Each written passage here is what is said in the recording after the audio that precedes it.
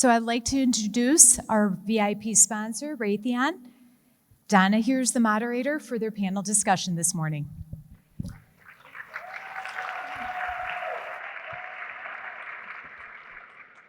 Okay, so good morning, everyone. My name is Donna Bird. I am from Raytheon Technologies. I lead the Cybersecurity Project Management Office, and I've had a great time meeting so many of you this week.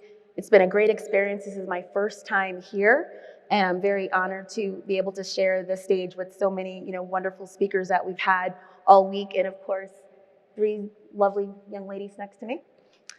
So without further ado, I will introduce the panel for our Securing a Path to Success. So we have Alexandra Heckler and Tina Oberai. So I will let them introduce themselves. So we will start with Alexandra. Awesome. Thanks so much, Donna. Good morning. I am Alexandra Heckler, and I am the CISO at Collins Aerospace. How did I get here? I started in international relations at Georgetown University. From there, I went into consulting. I worked for everyone's favorite government agency, the TSA, and it wasn't even the cool part of TSA, it was ground transportation, pipeline, trucking, all of that. So doing risk analytics there. Then I had an opportunity to pivot and jumped right in.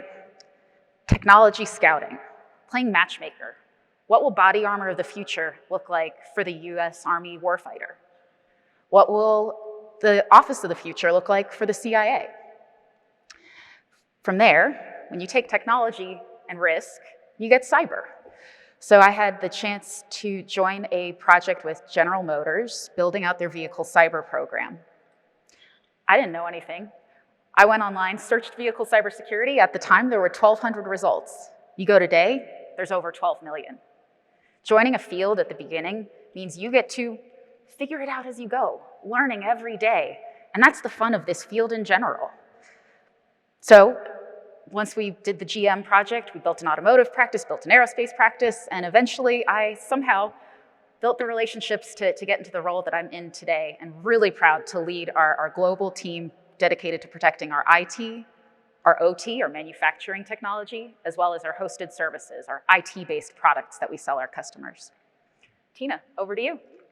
Good morning. Thank you. My name is Tina Oberai. I have actually been with Raytheon, be 20 years next year. How did I get here? So I actually started my career in cybersecurity. My current role today, I'm a cybersecurity technical advisor. When I was actually in my senior year of college, I decided to sign up for a program called Integrated Product and Process Design, or IPPD. I'm sure several of you probably have similar programs in your college. At the time, I was pursuing my bachelor's in computer engineering. And as part of that program, they would pair engineers up with a company, and you'd get to work on a project for that company. So I actually got put on a team of other software engineers, and we got to work on a project for Raytheon. And the project was for a team of cyber engineers, or at the time they were called information assurance engineers. Needless to say, I worked on that project my senior year, got a position with that team right out of college, still not fully understanding what I was going to be doing, what information assurance cybersecurity was. But I ended up working on that team for probably 13 years, designing and developing and implementing secure network solutions for various customers, primarily DoD, Department of Defense.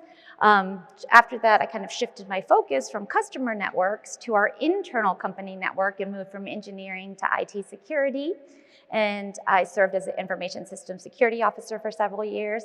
And that kind of led to my current role, which I really got to define and shape. It was a role that we created. And I get to work with all our programs and help them interpret their cyber requirements. There's so many new cyber regulations and laws always coming out, and customers are flowing down these requirements. So I get to work with our programs and the various stakeholders across the company to kind of shape and define strategic approaches and make sure we comply. So it's been an exciting almost 20 years with the company, and I look forward to hopefully ending my career at Raytheon as well. So thank you. And that's it. Good morning, everyone. I'm Leslie Burns, and I'm the Executive Director for Cyber Strategy and Transformation for Raytheon Technologies. I report into the company CISO and also serve as his Chief of Staff. I'll start off by saying no one's journey looks the same. I think you saw that in the video before this panel. I started off my career in IT, and then I actually did a tour through HR, but still anchored to technology. So I spent a number of years working on IT talent pipelining, organizational design, as well as executive development. But that's also when I learned what inspired me and frankly what I added, where I could add value to an organization. So it really was that intersection of technology, strategy, and people. And then I would say a little bit of right time, right place, some serendipity that led me into cyber. The company that I was working with at the time made a significant, massive investment in cyber, right? Elevating the role of the CISO, growing a global organization of hundreds of employees in cyber, as well as building out a cyber fusion and technology center. And I was asked to help build and lead some of those efforts. And I would say kind of the rest is history, right? That's when, truly found my calling. Cyber's been my home since, and I love it. And so what I do now is I lead transformation, cyber transformation at large enterprises, and I've been fortunate enough to be a part of those experiences ranging from greenfield situations to post-breach situations, as well as post-merger and acquisition integrations. Great. Perfect. Now we will jump right into our first question. So as the threat landscape, changes, we do know that our industry changes as well. So I'll start with Tina and ask you, how has the industry changed since you began your career? Wow, where to even start with that one? So like I just said, I started my career almost 20 years ago. Back then, cybersecurity wasn't really well known or wasn't a thing. And in the last 20 years, like you said, the threat landscape has completely changed. So there's been an increased need. And now we have so many more job opportunities, right? We have conferences like this. This didn't exist then. There's so many more opportunities for women in cyber. And it's been super exciting to start in the early stages, kind of like you were saying, and see how the industry has evolved so much and just the opportunities out there for all of us. And I'll just add in the CISO role has evolved in the last several years. Used to be about protecting IT, email, right? Today's CISO is focused on protecting the business, your manufacturing environments, your connected products, cloud, mobile, all of the business is digital. And so all of a sudden, the role is often being elevated now. It's not just about reporting to the CIO and protecting the IT under the CIO. It's about protecting the whole business. And so we're really seeing an evolution of the cyber organization. Furthering that point of what Alexandra said, gone are the days where cybersecurity is, right, kind of just that technology function or that function that sits in the back office, right, kind of, born out of networking and whatnot. And I think, right, when you think, and the climate has changed so much, right, so, today I truly believe, and I see it, and it's a big part of my role, what I'm responsible for, is it's really woven and integrated into the business fabric, right, technology risk, cyber risk.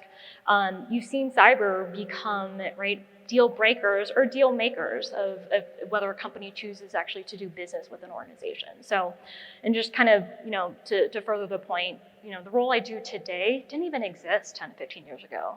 And that's truly, right, a testament of how rapidly evolving our industry is.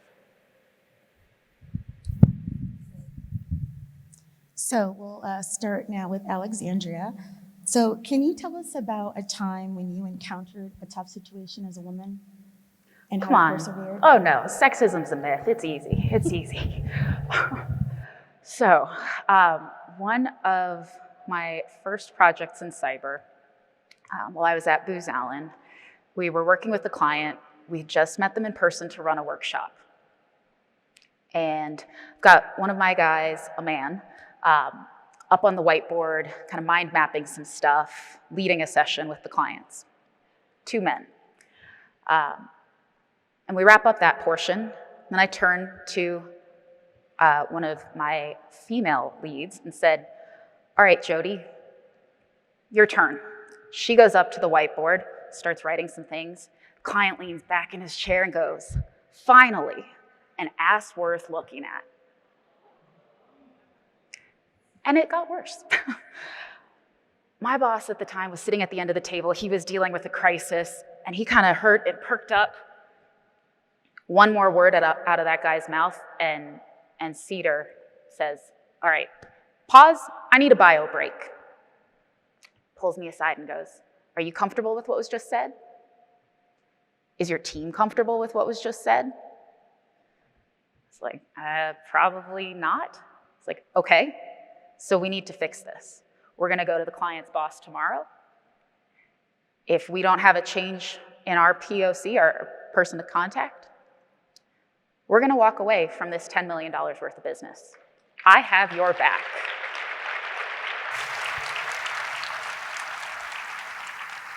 And I am so lucky that Cedar did that, because that was the first time I had one of those. There have been many, many, many more.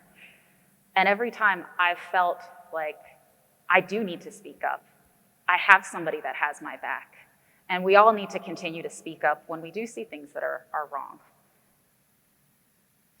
I'm sure others have stories too.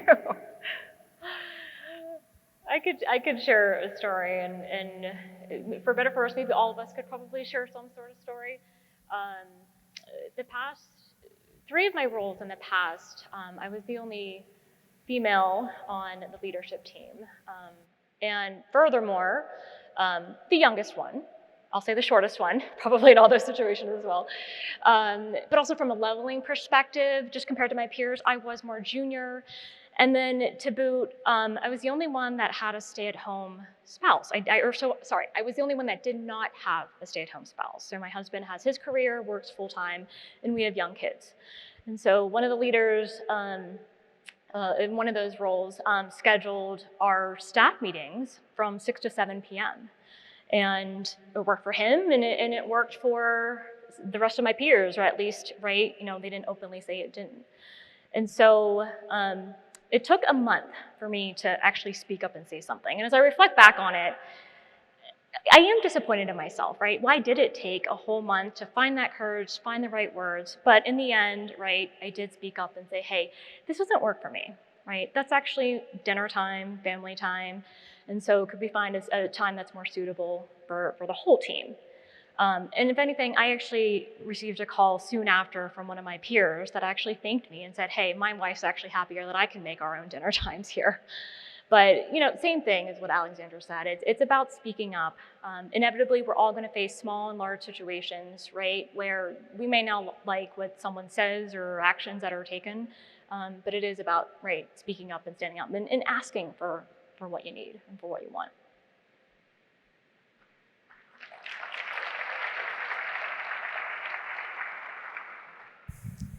So one thing we've learned this week is the importance of networking.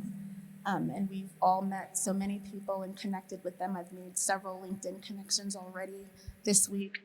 So Leslie, how do you maintain your personal network? Good question. I'll say networking, especially in the professional context, comes naturally and easily to some. And that's great, and I actually admire that. It doesn't for me. I understand the role that it has in one's career, helping others, as well as the help that, frankly, I receive. So because it doesn't come easily and doesn't come naturally to me, I have to make a purposeful plan about it. And just to kind of get tactical, I put reminders in my calendar throughout the year. Check in with so-and-so. Also, for example, when I travel to locations, just kind of do a quick check. Is there someone in my network that, right, I can touch base with? In fact, actually later this afternoon, I'm catching up with someone in my network who's based here in Denver, actually does a similar type of role that I do, but for startups, right? So that kind of, 30-minute, grab coffee, catch up. I mean, those are, easy ways to continue building and maintaining a network. one more, kind of piece of advice that I'll give is don't let the first time that you're reaching out to someone be an ask, right? So that just means that's, right, it does take some sort of degree of intention, investment of your time. It doesn't have to be a lot, but again, it's more of the, right, little bits, a little bit here and a little bit there, and kind of it really does add up over time.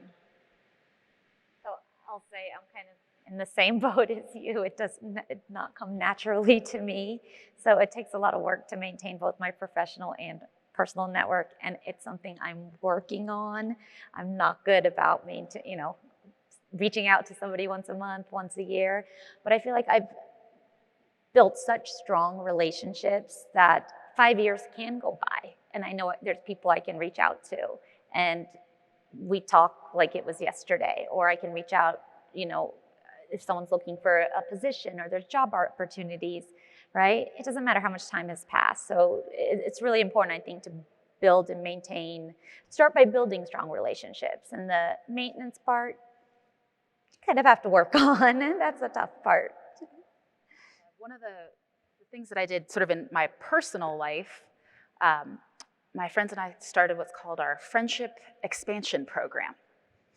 Basically, I invite 5 people to dinner, and they have to bring one person with them that I don't know. Have a great time. Next week, person number 2 invites 5 people who invite a person that person number 2 doesn't know. And over time, you start to build a broader network, get to know different people than you otherwise would connect with. And I'm realizing I should probably do something similar at work.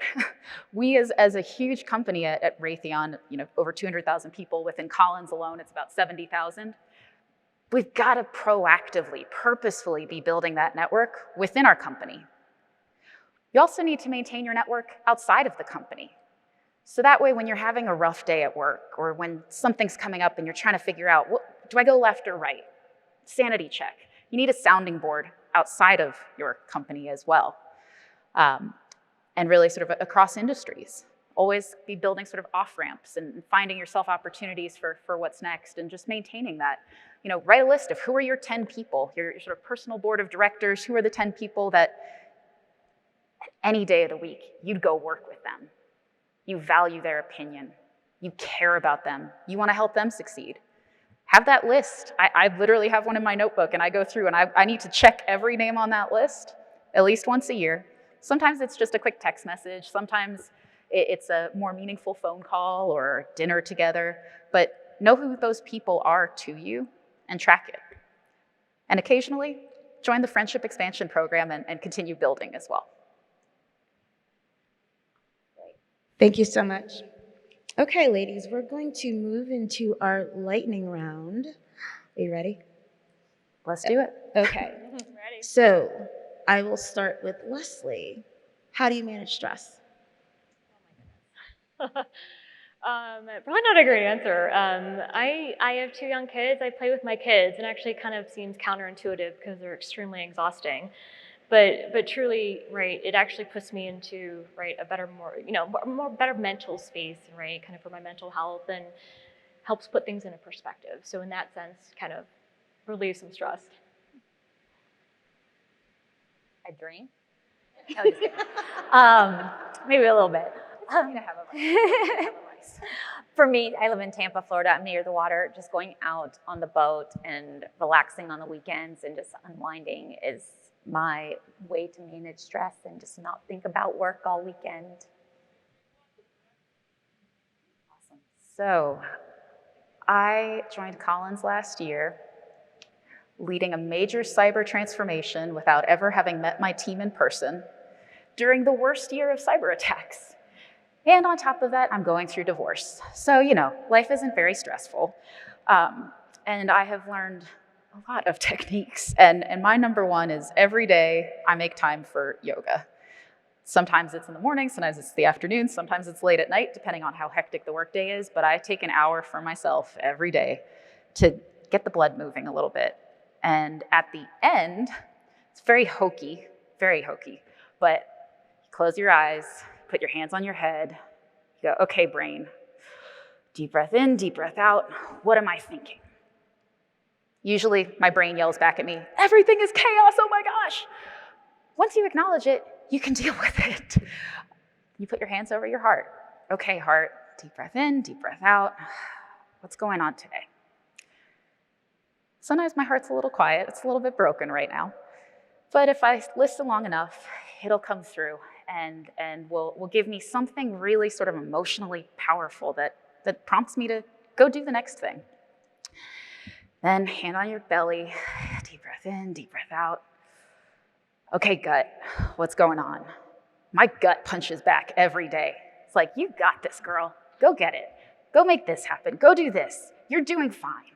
It always says something that kind of inspires me to, okay, I can get up from my Shavasana. I can go back to work now. But that exercise to me has been tremendously useful this year. I just bought myself a Peloton, so I'm hoping that will help me manage my stress. Okay, so we'll start with Alexandra this time. So how do you handle your personal and professional responsibilities? I set boundaries, I articulate them, and then I follow them. My team knows I don't check email on the weekends. If there's an incident, if there's something urgent, call me, text me. Then I will go look at it. But otherwise, I'm out.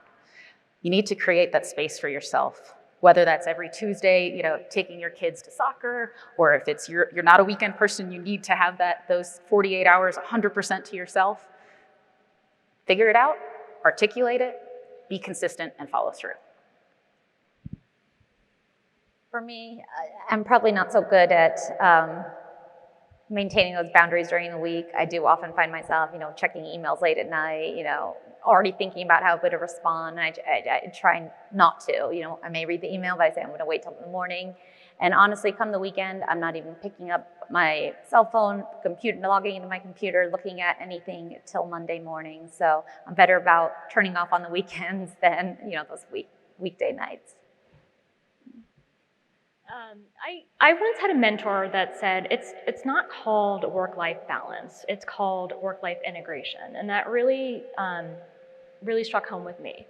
So for me, it's about understanding what is important to me personally, and back to what we were talking about before, speaking up and requesting what's important to you and speaking up for yourself and articulating that to my major stakeholders or leaders, right? So I don't miss my son's baseball practice, right? The games, do school drop off, things like that. It's blocked in my calendar, and I let my leadership know that that's actually where I am and what is important to me. The reality is, does that mean that, okay, right, I'm done at that given day to go to practice and I have to log back in later? The answer is yes. And I don't look at that as, oh my goodness, I'm working off hours or late at night. It just works for me when I think about that work-life integration, right? At the end of the day, we all know what we're responsible for, some of the value that we're adding to our company, the results that we're trying to drive and deliver, and the experience that we're trying to gain. So how it all integrates together is how I look at it, but then also, right, setting those boundaries and speaking up and letting people know those are your boundaries. And I think sort of an underlying theme behind what each of us said here, we realize busyness doesn't mean value. Just because you put in 70 hours being frantic, like the Tasmanian devil just plowing through everything, doesn't mean you're adding value. Focus on delivering the outcomes and how you can best deliver those outcomes. That's really at the core behind what each of us has said, I think.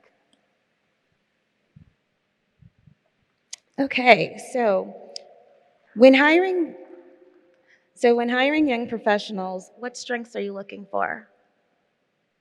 And any one of you can answer this. I'll jump in.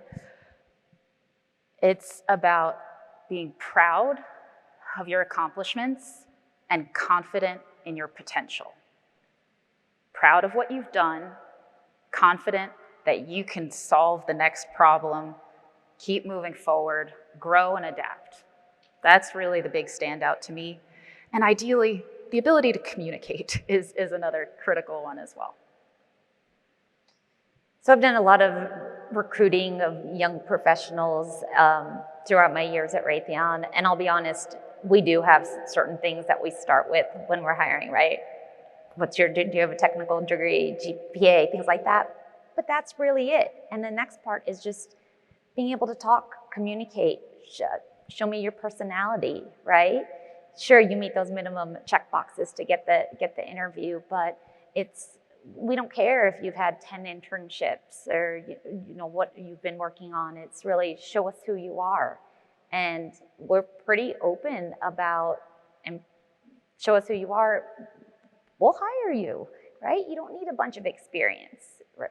So there's plenty of opportunities, and just got to take advantage and show us your personality.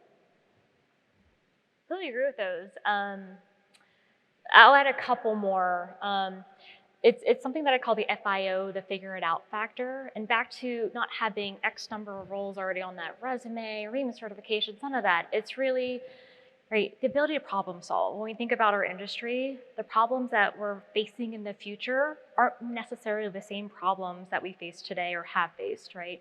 So it's about that FIO, figuring it out. And that means understanding what the problem is that we're actually looking at, breaking it down into actually steps to move forward and what you actually are looking to achieve in terms of that outcome. And I'll add one more to that, which is around, being passionate about and loving what you do. It's a little bit akin to what Alexandra said, right?